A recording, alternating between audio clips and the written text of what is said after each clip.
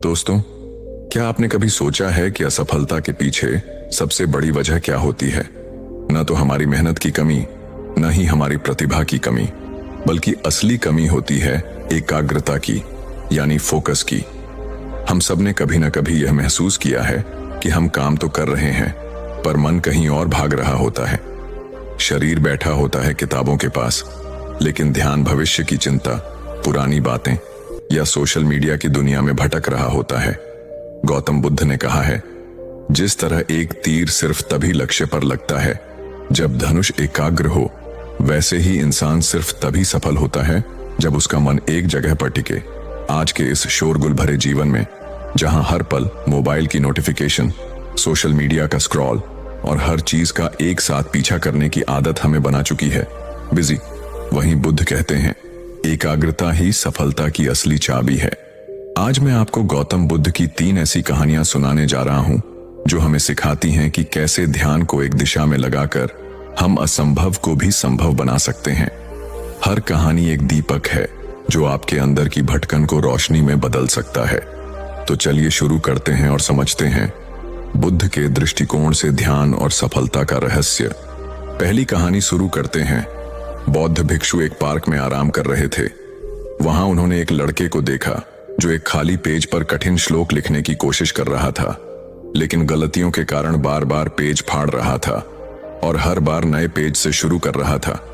कुछ समय बाद लड़के का ध्यान बौद्ध भिक्षु पर गया तो लड़का तुरंत उनके पास गया और प्रणाम करके कहा, महात्मा, मैं पिछले 3 घंटे से इस श्लोक को सही से लिखने की कोशिश कर रहा हूं, लेकिन हर बार कोई ना कोई गलती हो जाती है जिससे मुझे शुरू से शुरुआत करनी पड़ती है।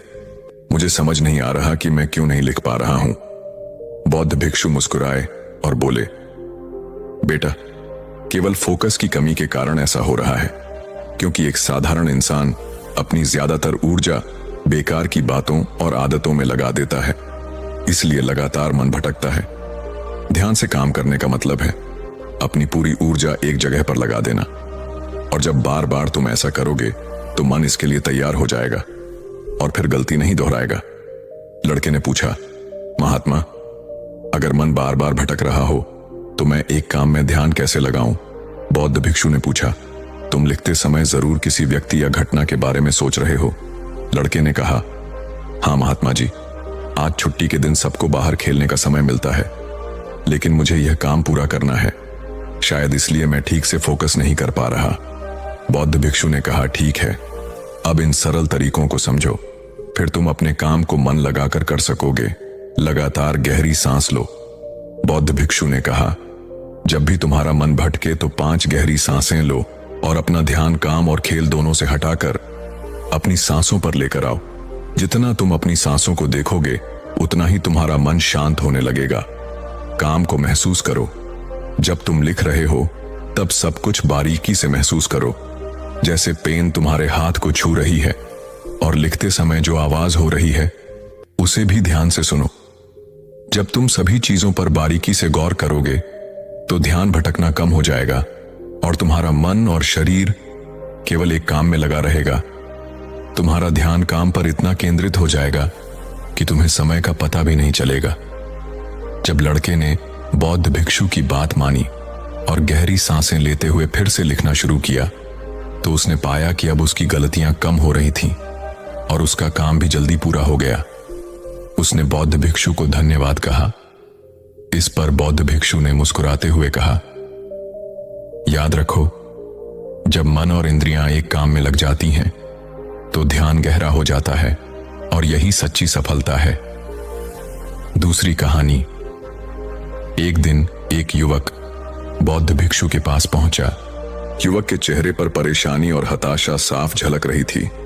उसने बौद्ध भिक्षु से कहा कि गुरुवर, मैं बहुत समय से परीक्षा की तैयारी कर रहा हूं।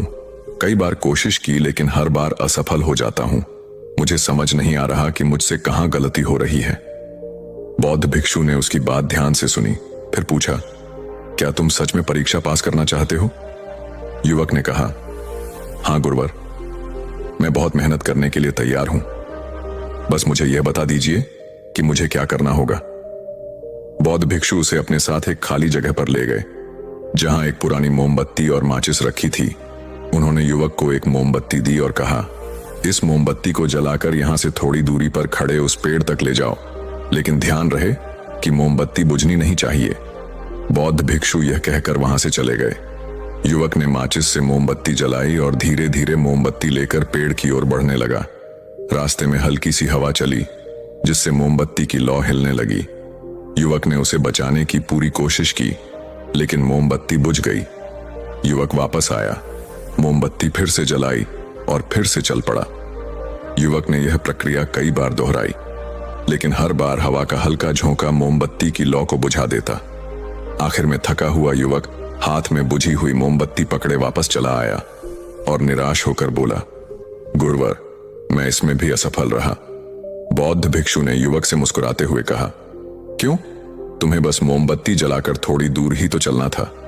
युवक ने धीरे से कहा, गुरुवर, मैंने कोशिश तो की, लेकिन हवा के कारण लौ बार बार बुझ जाती।